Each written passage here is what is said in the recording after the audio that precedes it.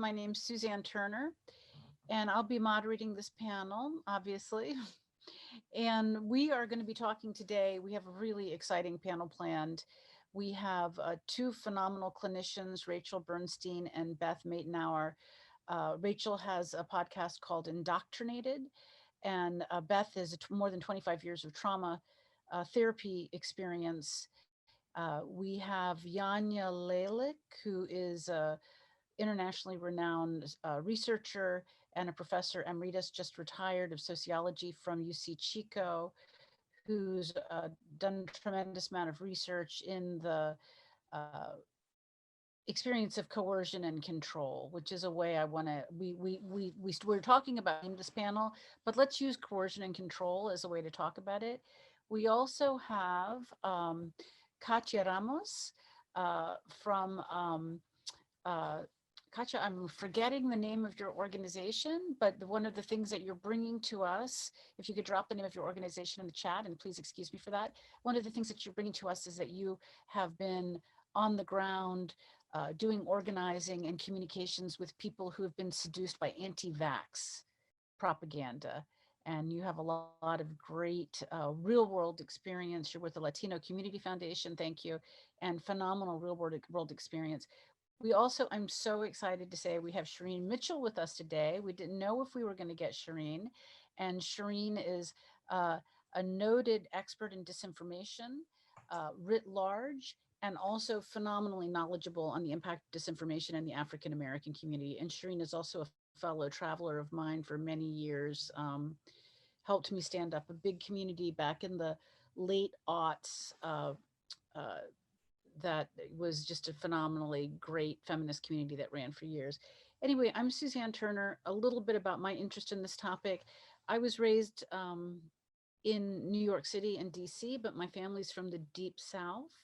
And so I was raised very biculturally, and I learned that there are certain hard truths you don't talk about if you want to get along with people that have dramatically different belief systems than you do. And I also saw a lot of those, what we call white supremacist belief systems, popping up in my work with abortion clinic violence, where I saw people being absolutely driven mad and driven to violence.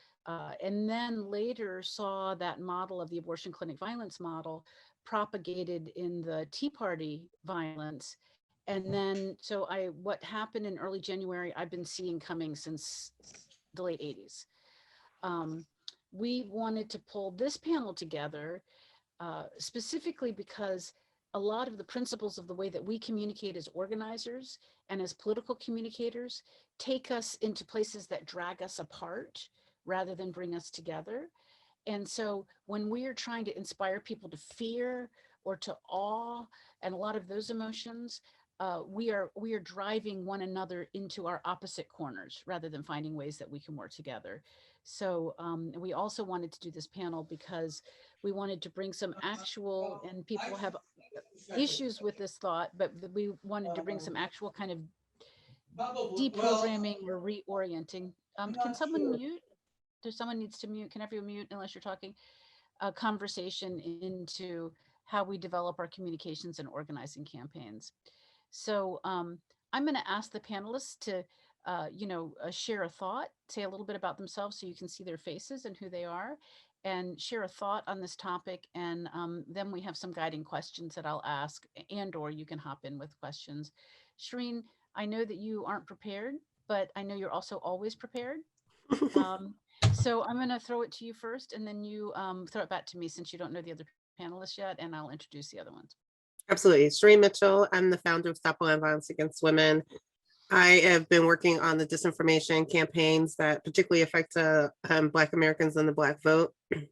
We've been doing this work since 2013, and we are the ones that put out the first report that talked about the Russian IRA and how it used disinformation to target Black identity for the purpose of impacting the vote and impacting our vote. We've also put out several other reports that define digital voter suppression, as well as the work that we were looking at that was happening that led up to the insurrection January 6th and the work that we saw happening on the ground in Georgia. So we've been tracking the Stop the Steal disinformation campaign since before 2016, as well as other campaigns that we've identified that were specifically targeted to impact the Black identity, but the Black vote in general. So I can definitely also speak to the ways in which that looks different even now, the way that it was being weaponized with COVID, how that was targeting the Black community, how it's targeting our elders, and also how it's targeting us right now in terms of the anti-vax debate. So I'm looking forward to this conversation. And thank you for having me. And yes, I will pass it off to Susan. Great. So look, coming back, I'm going to hand it over to Yanya. And Yanya, give us, tell us a little bit about your area of focus and what you'd like to talk about today, and then pass it to another panelist. Okay, so I'm Yanya Lalich. As Suzanne said, I'm a retired sociology professor. I've been retired for about, I guess, 3 years now. If you read my bio on the screen, wherever these things are, I myself was in a political cult back in the 70s and 80s for about 10 years. And so that's how I ended up in this field. After I got out, I went to grad school and got my PhD. But I've been working on trying to educate the public about cults and coercive control in different kinds of settings, and working with families, working with former members or survivors, leading support groups, workshops, etc. I do a lot of public speaking, and sometimes I wonder why at this age I'm still doing this, but now I see there's more of a need than ever. And really in the last year, I would say I've been just absolutely flooded with inquiries and requests from families, from friends who are witnessing someone in their life go down one or another of these rabbit holes. And so in a way, I've kind of switched gears and focused more on helping people communicate with those people who are in a rabbit hole in a way that can be effective and not push them in deeper. So I will call on Beth. Is that okay, Suzanne? So I'll just go ahead. Yep, go ahead. So I am Beth Matnair. I'm a mental health therapist. I'm also a survivor of a cult-based program as an adolescent. I've specialized for about 25 years working with highly traumatized people, also specifically within really high conflict families and family systems. So lots of high conflict divorce, lots of abusive family systems and coercive relationships, as really an attachment-based therapist in terms of helping people have healthy communication. I use a lot of neuroscience in my practice in terms of helping people understand when they're receptive for communication versus when they're not. And I would say that relevant to this particular panel, that would be the expertise that I bring in this area. So I kick it to Rachel? Yep, kick it to Rachel. All right. Thank you, Beth. And Suzanne, thank you for putting this together. It's exciting to be a part of this and to speak with people and to learn from people, which I always value. I am a therapist and an educator, and I've been doing cult-related counseling for about 30 years now, and run a support group for former cult members, and have run support groups for the families and friends of those who are trapped in cultic groups. I've expanded my practice now also to work with people who are in relationships with malignant narcissists, because the kinds of control are identical and the after effects are usually identical to having been involved in a cult. I started a podcast that's a weekly podcast called Indoctrination, and it's now about to go into its 3rd year, which is incredible. It just started with me jotting down notes on a napkin in a coffee shop about an idea, and that's how a lot of good ideas, I guess, get started. But to your point, Suzanne, I talk about it being something about breaking free or learning how we get caught up in systems of control, because it can be a relationship, it can be a gang, it can be a teen treatment center, it can be a religious group, it could be a political group, it could be a family system. And that being able to talk to people and give people a forum to talk about their experiences has always been important to me. because there are plenty of times a client will come to see me and I love that they are entrusting me with their information, but I'm thinking someone else needs to hear this because this is going to be good for education and prevention. And, you know, so I wanted to kind of redirect their voice outward if they wished to be able to use their experience in that way. And I care about this for psychological reasons and helping families reconnect if they can and marriages to heal. But I also see it as a human rights issue. And so that's probably what keeps my fire going even after getting harassed by certain cultic groups throughout the years. And Katya, tell us about on the COVID issue. I'm sorry, what was your question? I said, tell us about your experience. Tell us a bit about you and your perspective and your experience on the COVID issue, what you're seeing. Yeah, so my name is Katya and I'm with the Latino Community Foundation, and we exist in California to unleash the civic and economic power of Latinos. And we deal with small business work, we help with voting, and particularly right now, we're dealing with the vaccination campaign. So since this pandemic hit in March, LCF, we've been in full swing responding to this pandemic. We established a Love Not Fear Fund to support Latinos who, as you all may know or may not know, here in California, Latinos have been disproportionately impacted by this virus. Despite only making up 40% of the population, we do make up 55% of cases and only 20% of vaccination rates, which is a big problem when it deals with vaccine equity. In terms of the vaccine, we've developed a campaign to help debunk misinformation and to really make sure that our communities are vaccinated.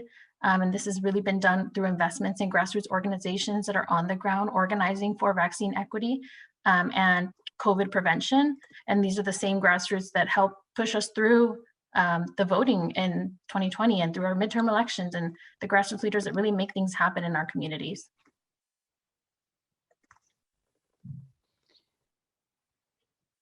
Great. Well, we're going to ask a few framing questions to get the conversations. I want to encourage everyone to drop questions in the chat so that we can make sure that we're addressing your questions. I would love it if you would feel free to turn on your cameras, because it's great to see your beautiful faces and not feel like we're talking into the void. The first question I wanted to ask of our clinicians, Rachel and Beth, and I think a little bit Yanya, although I don't think I don't believe you do clinical work, Yanya, is everyone's practices have been exploding over the last couple of months in this issue. And I wanted to hear from you about how your practices have been exploding, what you're seeing, what's bringing people into the practices, and what you feel is working. And I just open that to the three of you, however you want to respond.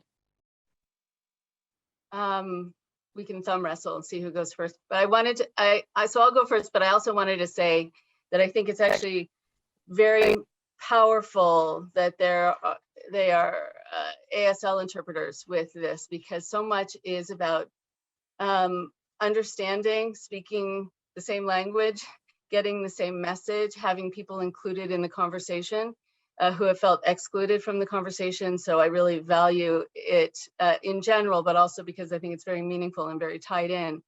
I have found that there are more people than ever who are coming to see me with more kind of difficult cases than ever. Not that their stories are more extreme, but their level of agitation is so great that it's hard even just to have the conversation. And so it's been a hard thing to try to figure out how to sort of calm people down enough just to engage.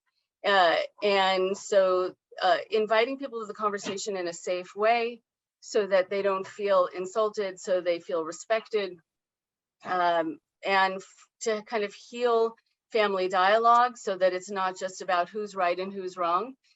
Because a lot of the people who I'm working with now, I see very quickly that the therapeutic conversation, or what should be a therapeutic conversation, devolves into personal attacks, which is also, that happens with lightning speed. And so I think what's happening now too is people are feeling disenfranchised. There's been a lot of divisiveness within the country. People have taken sides. And I think people also want to feel safe. And so they're believing a lot of messages that they think are helping them feel safe. And I think that's why they're resisting any help to help them see it in a less extreme way. So I think they're worried that if they see it in a less extreme way, they're not going to be safe. And so they stay within that programming and stay within that communication. And I find that not only are people being gaslit, but they're being taught how to gaslight themselves so they can stay within it. And so you're working, it's like a meta issue. You're trying to get through the layers just to have the conversation.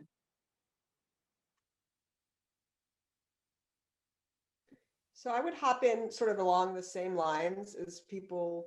I think generally for me as a trauma-based therapist, there's just a lot of arousal and activation in people neurologically going on in terms of that back-brain kind of fight or flight response. And, you know, it's very difficult to have a relationship or a conversation when that's really fired up. And so I think that for me, I noticed that there's arousal on all sides, right? Depending if you're left, right, it doesn't matter. Everybody is generally feeling pretty unsafe and activated from that.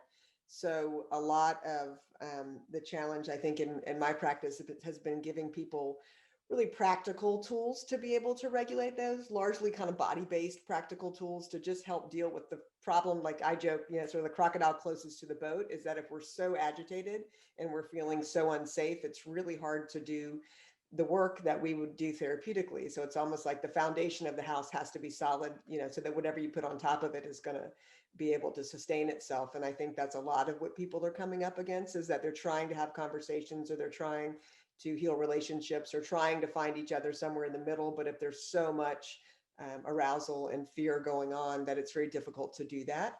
And so that first thing being to try to get that fear level to go down for everybody, so that we're able to start having those conversations that are going to be more productive for people. So that's what I would largely say I see practice-wise that's changed over the past year, is that everybody's pretty, you know, limbically woken up is what I would say. So. Yeah, if I can jump in, I'm not a clinician, but I am, I guess I call myself an educational consultant, and I do a lot of hands-on work with people. And I think what's happened in the past 4 years with our prior guy, or whatever we want to call him, that the country has gotten so polarized, and people have gotten so used to kind of calling each other names. And, you know, if you're on Facebook, you see all the things people post pointing out how stupid someone is or how idiotic some belief system is.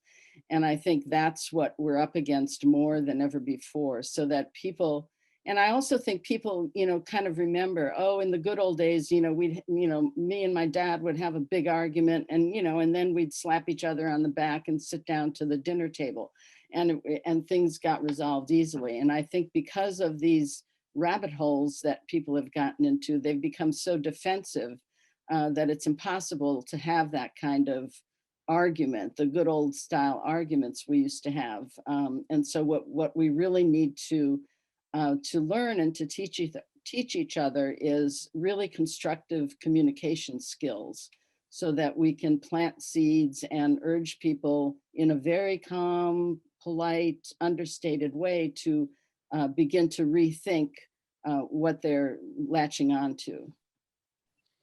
We have a question in the chat from Mika Sifri. Is the explosion, and I'd like to direct this to our political communicators, Shireen and Katya, and then take it apart a little bit with our noted sociologists and the two clinicians. Is the explosion in cases due in part to the post-election failure of the Trump side? In other words, Q's promise that Trump was secretly in charge, etc. Has the exposure of this being false contributed to the explosion, the drama that people are seeing, or is it related to something else? Or I guess I want to stay with our clinicians and sociologists on this one before going to the political communicators, because it speaks to your practices. And as an educational consultant, Yanya, and as therapists, Beth and Rachel, the explosion in cases, is it attributed to the rise, or is it attributed to the rise of Trump, or have you seen an even greater explosion since January 6th?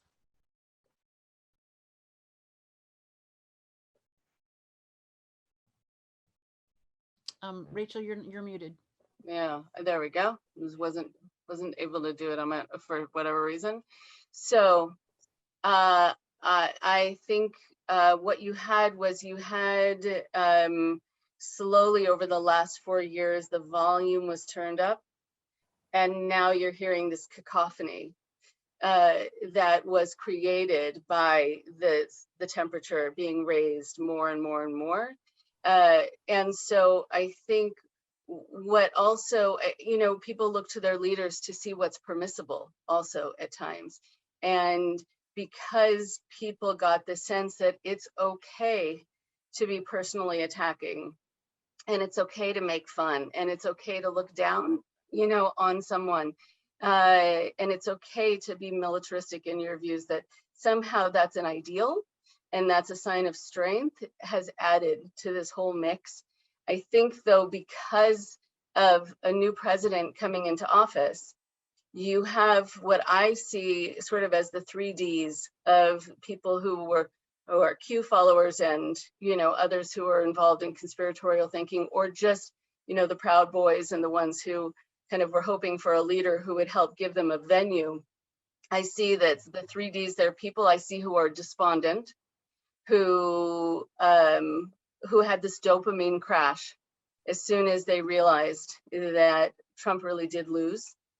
And then they felt kind of unmoored, and they lost what they were holding on to. And then you have the people who are disillusioned and not sure where to go. They feel like they were potentially lied to, but they are still hoping that some part of it was true, and they're in kind of in between two worlds. And then you have the ones who are determined, just like when you see a cult leader, for example, who gets arrested and sent to jail. There's some who will stay outside the courthouse chanting and wishing and believing that they've been martyred for a cause and that they're not guilty. So the determined ones are just waiting for someone to step in and to give them their new orders. And they're still not open to logic. And that's been a great frustration, I think, for a lot of family members and clinicians, because we're trying to infuse some sort of logical thinking into an Orwellian system. And so the lie has become truth. So where do you even begin? And that's been, I think, the challenge. Yeah, I absolutely agree with that. And I think a couple of things in relation to that. I think the disillusioned ones, unfortunately, many of them were then getting recruited by the white supremacist and racist groups, because they were like, oh, here, come to us, we've got the answer. And so more and more people are latching on to that heinous belief system.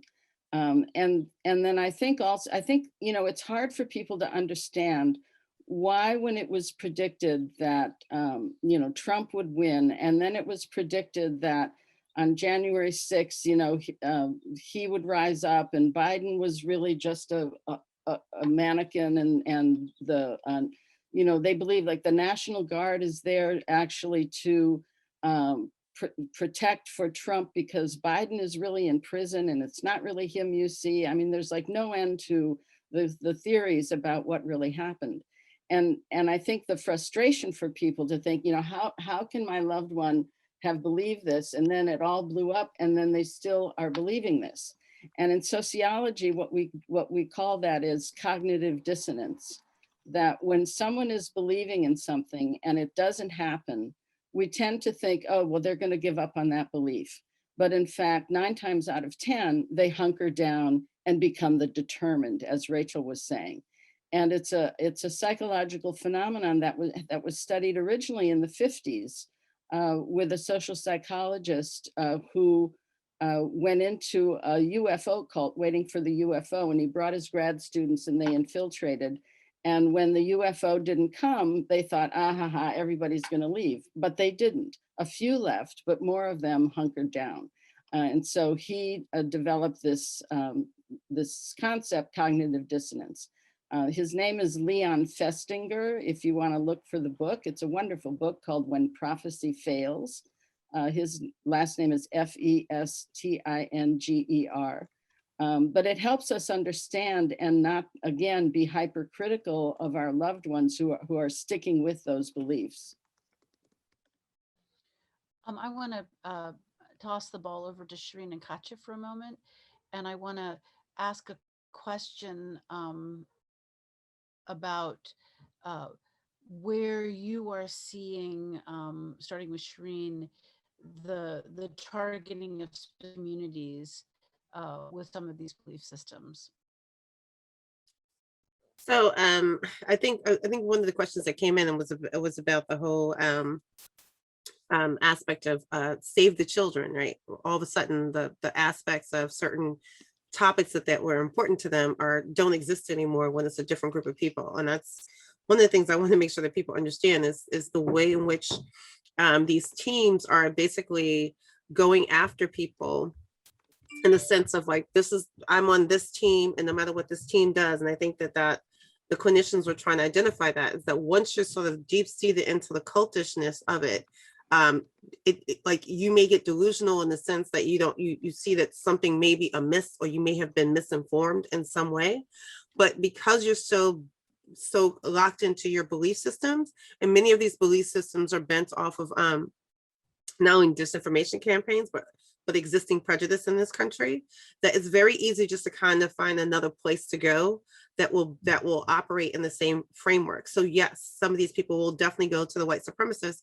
who are basically saying, hey, we're not white supremacists, we just believe in this XYZ policy and we just don't want immigrants in this country, and you should join us because we're trying to protect our money and our rights. Because it sounds simple on the surface, just like the Save the Children conversation. So when things like Stop the Steal gets used, it sounds like, well, maybe there is some fraud, unless, we're all just trying to focus on the fraud, when in actuality, there's zero fraud. And that the narrative that's made up is that somehow people of color voting is the real fraud, even though they're not digging deep enough into understanding that that's as old as Jim Crow in this country. All they see is, well, this is something being taken from us because how could Georgia flip, and how can Black people change a narrative when we have a society that doesn't believe Black people have any power in anything, right? So then it's really easy to say, hey, Black people stole in Philly, Black people stole in Detroit, Black people stole in Milwaukee, which is a narrative that has been used since before 2016. But now we've added a couple of more states. We now target, the Native American community voting in Arizona. We're targeting the Latin or socialist, quote unquote, with the socialism argument in Florida. If you look at the whole spectrum of it, what it really is about people who are sitting in their prejudice and belief systems that, quote unquote, are American standards, and using that to continue whatever the disinformation campaigns are. So as you watch these movements, you will get more people who are interested in trying to solve the problem. But a lot of times what I deal with on the other end is like people trying to de-radicalize people. And you can't de-radicalize people if they are living with a belief system that is based on prejudice and racism in the first place. And so that work also has to come from your own community and your own families, because they're targeting another group and they're not going to listen to the group that they're targeting. That information is not going to be received. So that's the work that needs to happen moving forward. And I really do, it's very obvious. You can tell when Save the Children matters in certain clusters, and when it doesn't matter when it's their group of people. The silence is also the evidence of the cultish nature of it. So I have a question specifically for Katya. Katya, when we were preparing for this, you were talking about how one of the things you learned in helping convince people, especially Latino communities, to be willing to get the vaccine, is that you couldn't aggressively go after their false belief. You referred to it as the elephant in the room, and some of us remember George Lakoff and know that phrase. I wanted to ask you to tell us a little bit about that experience. Yeah, of course. So when we began this vaccination campaign, we reached out to our friends and that were able to help us with this campaign. And one of our dear friends, Meredith Fenton, while we were brainstorming the ideas for this, we had all these ideas and we thought, let's put all these graphics together and write down the myths that a lot of people believe about the vaccine. and we'll put a bunch of graphics on social media and flood social media with information about why the vaccine is good for you and what it won't do to you. And one thing that she told us was, she gave us feedback and said, like, this isn't going to work. If you're putting the myths on these graphics and you're repeating that information, you're doing just exactly what's wrong. And so she said, if you tell people not to think of an elephant, what are they going to think of? They're going to think of an elephant, right? So what we did instead is we redesigned our graphics and we took all the misinformation out and we just simply stated the facts. And that's what works with this campaign, is we're only saying the facts about what this vaccine is, what it does, how it's beneficial to you, how it will protect your communities, why it's important to get the vaccine, instead of flooding social media with just what other folks are doing, with the people that are going anti-COVID vaccine, right? They're sharing all this misinformation and we don't want to contribute to that. So what we did is we created culturally appropriate messaging that simply stated the facts. And that really has been working for us. And we've been able to get a lot of our communities here in California vaccinated. And it really is about the community trusting us to not share this kind of information with people, because, and I don't want to repeat it here too, because I don't know if many of you don't know what exactly the misinformation that's going out there, right? So we'll just keep it at just very vague information about what the other side is saying. Well, what it reminds me of, old school media training, don't answer the question you've been asked, answer the question that you want to answer. And, but more to the point, and I want to shift back with a question for Beth, this idea of not going hammer and tongs against the oppositional belief, but finding the place where you have shared space and sharing factual information. Beth, you and I were talking on a previous call about kind of two Venn diagrams, which unfortunately I don't have the graphic, but I wanted you to talk about your thoughts. Like, how do we find that shared space? Can I say something really quickly before Beth speaks? Just as a Sure thing, piggyback Paige. on what Katia was saying, which is even in the Black community, the same thing happens, but it's also based on true stories, right? It's based on the conversations you hear about Tuskegee, Henrietta Lacks, all the stories that are real stories about even today, what Black people have to endure in the healthcare system, like the Black maternity rate, Black female mortality rates giving birth, right? That still exists. Those are things that even in the healthcare system, where the racial biases exist. So when you have something like a vaccine or a virus that impacts the Black community and impacts people of color more, you can't negate the true historical frameworks to get to what the disinformation is. You have to actually embrace those facts, and then use those actual facts to counter current narratives. For example, Tuskegee was about not getting vaccinated and not getting the cure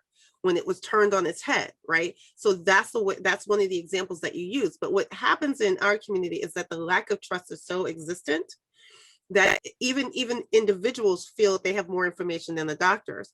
Why? Because the doctors have always mistreated us and we've always been harmed. So now you have a system in place that caters to that disinformation and allows it to spread. And I think it all starts with listening, right, Beth?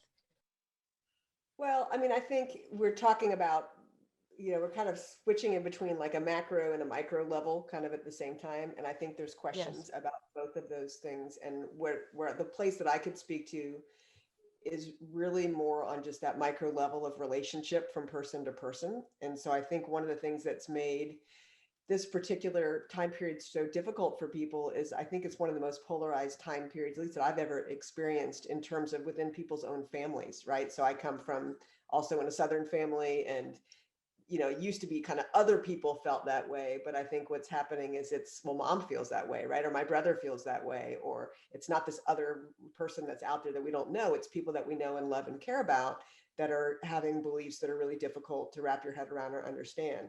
So I think where that really starts is this place of, I talk about healthy relationship is this idea that you have your thoughts and feelings and I have mine, and we share this space in the middle. We have this little overlapping space that we share. And the first place of having healthy communication or helping anybody is really understanding why that other person has the thoughts and feelings that they do, right? What person in what situation would feel or think or believe that way? And that's really the verb of empathy, right? Like what makes sense about why this person is saying this. Not that you agree with it or not that you think it's right or wrong, but that you're finding that thread that is that human thread of why would this person in this situation think or feel that way? And to me, that's the first step of any of these conversations, is really holding on to that thread, even when it becomes really difficult for you, even when it becomes something that you don't agree with or that makes you feel anxious or that you think is completely nuts. Like really being able to stop with, okay, my job is to let this other person have their thoughts and feelings and try to understand that so that we can share this space. And I think it's in that shared space of listening and understanding that you build that platform, that I would say that foundation where you could actually start presenting those facts, right? Or start maybe presenting, counterfacts or things that would represent something different. But without that piece there of that shared space, or that empathy or that understanding, I don't know that that person can get to a place to even connect and hear anything, right? Because it's that shared space that makes somebody feel safe. And in order to absorb new information, we have to feel safe enough to do that. And I think that's uncomfortable, right? We've sort of learned to just discount facts that we don't like, right? Or just change the channel for information that we don't agree with, and that's kind of what I think has been happening in a big, we just kind of cancel stuff that we don't like, or that makes us uncomfortable. But so part of helping, people come in, whether it's in your family system or people you're working with, is really starting to find that place in yourself that goes, okay, I'm going to just understand what person in what situation would feel the way that this person is feeling, so I can find that thread or that common space with them to try to communicate. I think that And connects very much back to what Shreen and Katya were just talking about. You know, you have to understand, and I want to also link this to something that Mika Sifri, and I apologize if I'm mispronouncing your name, Mika, but I will have been pronouncing it that way for 20 years now. So you can just spell it out in the chat if you like. But in any event, the something that Mika's bringing up, which is like the big D dem, is continuing to kind of ignore the divide or not really thinking about deprogramming. And I would also argue that the big D dem is not at all listening. And a lot of our polling technologies no longer work because of new technologies. And there isn't really good listening happening on social media platforms. And I think one of the ways that we have been vulnerable is that other people are listening. And a lot of the Russian propaganda, a lot of the QAnon stuff is going into the hearts of communities and responding to legitimate concerns and distorting legitimate concerns. Shreen, you did a lot of, if I remember correctly, you did a lot of work on the Russians coming after Vice President Harris when she was running for president. And I'd love to hear you talk about how they really listened to the Black community's concerns about different issues and then created a campaign that was really sticky and compelling to try to take Harris out of the race. Can you comment on that? Oh, absolutely. That was the first time I think we had not only identified the foreign interference, but then identified the domestic interference as well, and the ways in which what you ended up seeing, for example, with Stop the Steal, is it started foreign, it becomes domestic, and it actually is an action that you see Americans take on January 6th. And so when we first saw, and we tracked it because we saw at least 2 weeks before she was even announcing this bubble up about her. And initially it seems very simple because there was always a little issue with her and the police and frameworks like that you thought was normal. And so when we first was looking at it, it just seems like a normal bubbling up. But then as soon as she announced, it exploded. And so from that point, we realized that this was sort of being seeded before her announcement, so that once her announcement happened, that the rest of the disinformation campaign would continue. And by the way, it's still going on even now as VP. Much of that conversation has not been changed in many ways. You just don't hear it as loudly as you hear other aspects. But when we track that, it was very common to the debates that happens in the Black community. And this is the part that's challenging, because the average white American has absolutely no clue about the divisions within the Black and brown communities. That's based on colorism, that's based on mixed race, it's based on history that has to do with people who were in the field during slavery versus the ones that were in the house. All the nuances that were our own internal community divisions were being used, particularly with Kamala, because she is mixed race.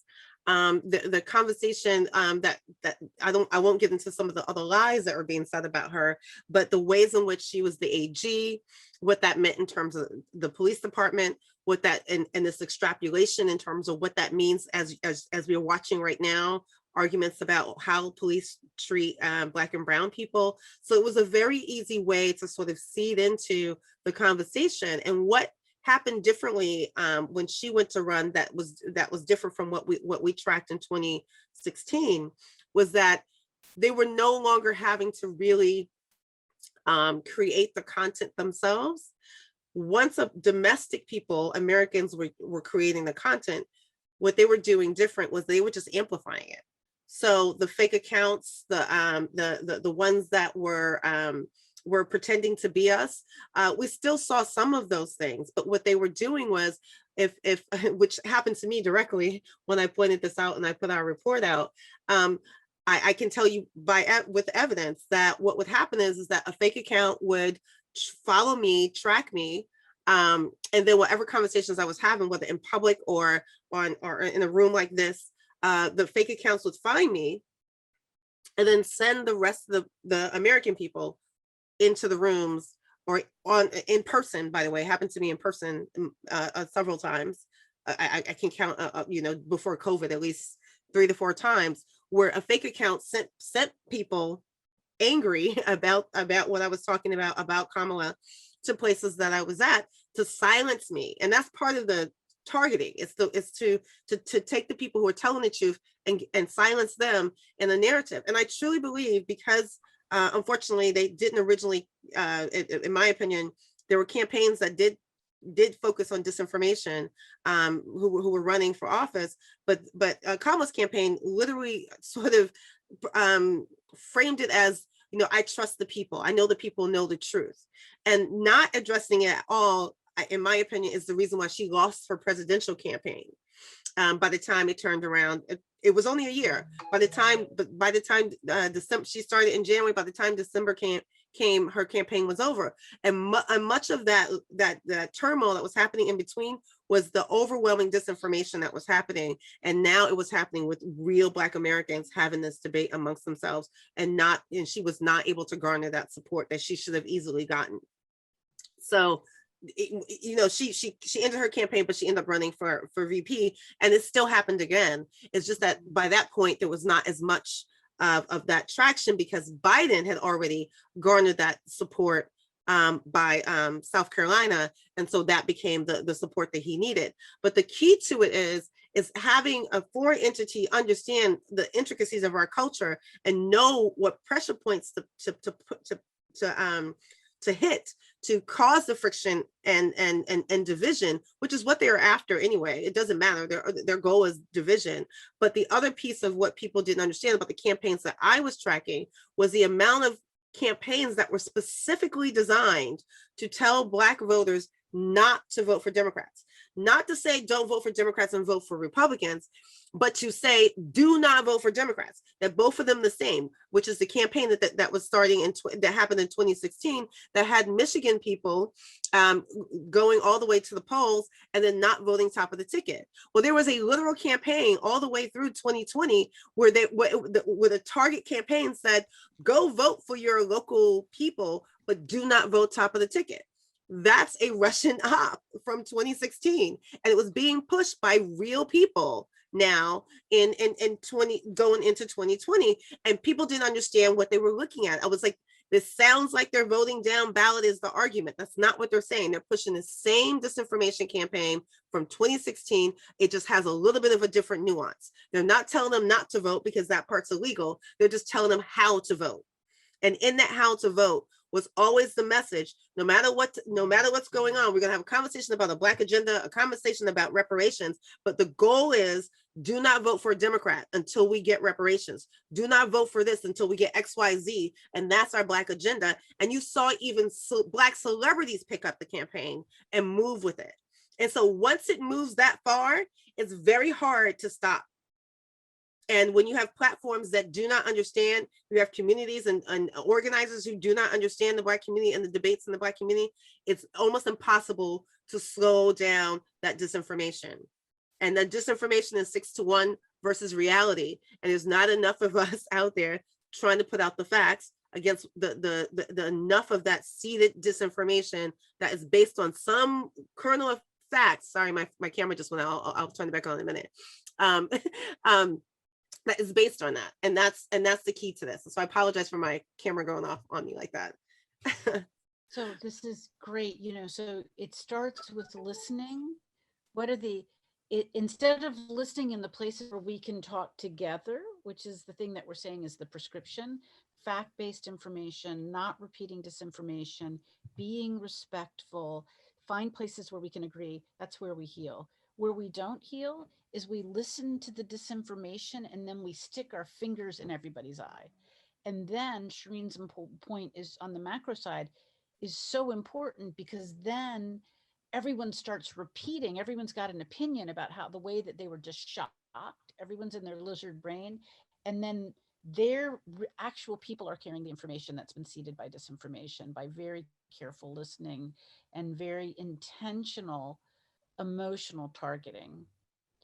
So back to the point of, there are so many great questions and conversation in the chat. I want to ask one more question of our panelists and then open it more broadly. Back to the point of how we communicate, a lot of people have shared about family members and other people in their lives. And, you know, I think all of us are feeling some grief over the people that we're losing. Sometimes there are people that are very close to us. I lost a husband who became driven mad by talk radio in last February, told me that he could save me from being killed, but I might have to plead guilty as being a witch. Right. So, you know, there's just crazy. So you have people that are really close to you that we've lost. And then there are people that we knew in elementary school, and then, you know, maybe distant relatives. But I think we miss the people that we've lost, and we want healing in our communities. And I wanted to ask one question, which is the Washington Post had an article this week that outlined ways specifically that we can talk about COVID and vaccinations, but I think writ large, we can talk about a lot of disinformation in these ways. And that article outlined, one, acknowledge concerns and learn the reasons for them. So we see online a lot where we're yelling at each other, you're a stupid idiot for believing that, instead of saying, I could see that, why do you think that? So that we learn something. So one, acknowledge concerns and learn the reasons for them. Two, don't lecture, shame, or threaten. Three, manage your expectations and set boundaries. And four, know when to back off the conversation. There are times where you just have to walk away. So I want to bring this back to Rachel and Beth and Yanya, and see how you feel about that prescription for having conversations with people that disagree with us. Well, Go ahead, ahead. Yanya. All right. No, go for it. All right. I think those are all great ideas. I just want to say, first of all, I think what has happened here in this dialogue is that we've got two issues, the macro and the micro. And, you know, we're seeing something on a national scale that we've never seen before. And in my opinion, what we're reaping the consequences of is what I call the dumbing down of America. That over the years since the 50s, because of the way that the media has operated, and, you know, then we got Fox News, whatever, we've really lost any kind of, I'd say in the huge numbers of people in our population, the ability to think critically. And I think what really needs to be done on a national level is, and every time I say this, people tell me I'm a rabid communist, but I think what we need is a massive educational campaign on a national level and on a community level to really bring back critical thinking into the schools and into the various educational programs, so that people can learn to think for themselves again and not just accept everything they hear because you have a PhD after your name or you're a host on a TV show. And so that needs to happen. God knows that probably would never happen, but I think those of you, especially because you have power as unions, need to put pressure on the Biden campaign to really look into doing something like that. Because we really need to kind of stop this in its tracks if we can. I think what's happened is these groups, which have always been fringe groups, and I'm talking specific, well, the conspiracy stuff, but also, I mean, my biggest concern is the white supremacist and the racist groups. And until now, they've been more or less marginalized, but they were given license to act under Trump.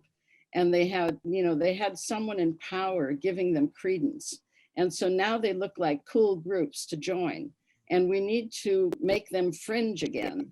And hopefully today there was the first, somebody pled guilty during the January 6th riots, who was an oath keeper, which is a very good thing. We need to bust up those groups. You know, I'm not a governmental militaristic person, but we need to bust up those groups and make them less popular. And then on a micro level, certainly the things that the Washington Post article recommended are absolutely right. And I think for those of us who have this dilemma in our lives, you know, I've created sort of 10 principles to use for constructive communication. And one of them is recognize that your loved one is coming from a perspective that has brought comfort and meaning. While that perspective is not neutral, your perspective is biased too. And so we really need to, as the ones who think we're superior, you know, take a step back and use empathy and use compassion, because the hardest thing somebody's ever going to do is break away from that kind of cultic thinking, because it's so enclosing. And you need to present yourself as a safe haven, because when they leave, it's really, really hard. Recovery is really, really hard. Getting back to reality is really, really hard. And people will need a place that they feel is safe, that they can rest, that they aren't going to be called stupid, that someone's not going to say, see, I told you so. And you have to remember that exiting from one of these things is not a moment, it's a process. So if that gives anyone hope, I hope so. So go ahead, Rachel. Sure, I'll get to go after the rabid communist, my good friend Yanya. I think it's very important to find common space so that there's safe space. I will tell people who I'm talking to who have viewpoints that I find completely reprehensible, I'll find a way to connect by saying something like, I'm glad you care about something to this degree. The world is a better place when people care. I care about these issues, you care about these issues. I mean, it was hard to say that, but I had to find something. And I think it's true that a lot of people do care. I find it misguided and I find it biased and awful and dangerous, but it was something that actually kind of lowered their defenses so I could talk. I found a way in. I think with the Washington Post article, you know, I think it's really important to not only know, as it says, to know when to back off, but to even start with the rules of engagement. If I say something in the wrong way, if I blow it, it might be because I don't fully understand. So don't let that be the end of our discussion. Let that be the beginning of you teaching me about why that bothered you. Let's find a way to hit a reset button so that it doesn't end in somebody storming off. And you sort of what I call talk about talking before you start talking, which I think can be very helpful. And I just wanted to say very briefly, I had a conversation with someone who's Native American, who he and his family were not going to be getting vaccinated because of their genuine mistrust of the government for really important and valid reasons. And he's part of a Tongva tribe, which is big. I'm basically living on their land here in Southern California. And I just said, I just don't want you to cut off your nose to spite your face. And he said, what do you mean? And I said, I don't want all of the people who have wronged you, all the people who you have reason to distrust, to get in the way of you being able to help yourself now. I want you to keep them separate from the conversation because they don't deserve that power over you. They never did, but they certainly don't now. And do your own research and don't just not do something as a reaction to them because that's still giving them power. And that, I think, spoke to him. So it's sort of finding a way to respect the person and understand that their issues and their reasoning and their reactions are valid, but to help people act rather than react, because we're in a very reactionary period. I would also add that I think during this time, it's a very unique time because as we just are coming out of 2020, where we've been sheltering in place, I think a lot of our loved ones have had a lot of time on their hands where they've fallen into these rabbit holes on social media, on Facebook, the internet. And so we really have to understand that maybe while we were learning about other things and doing all the work, and they were falling into these rabbit holes in times that were very isolating, and maybe they found solace in these groups and these idealists that we don't necessarily agree with, but if we lead with empathy and we listen to them and not think about what we're going to say while they're talking, because people can tell when you're doing that and they get defensive. If they see you already, or you're arguing and you're already thinking like, wait, you can't say that because this, no, that what we have to remember is that we have to listen to them. And these are our loved ones. And if there are also community members, like when I'm vaccine canvassing here in San Francisco, I have people that tell me that they're not comfortable getting a vaccine. And I always try to probe and see what level they're at. I don't necessarily say, no, you have to get the vaccine because it's not, I always kind of, well, why do you feel uncomfortable? What is it that you're uncomfortable about? And sometimes people say, well, I don't know, is it safe? So when they ask me a question, that tells me that they don't know enough. They are just kind of, they've maybe seen a couple things that they're unaware of and that make them feel unsafe. But if they ask me a question, well, is it safe? I don't know what. And I tell them, no, I've gotten vaccinated. It's perfectly safe. Give them the facts, right? And that makes them, you give them a different perspective that maybe they don't have on their social medias or on the internet that they're searching for, because social media now is very targeted and you'll see more of what you see because there are algorithms. And so just keep that in mind when we're listening to our loved ones that are sharing that kind of information.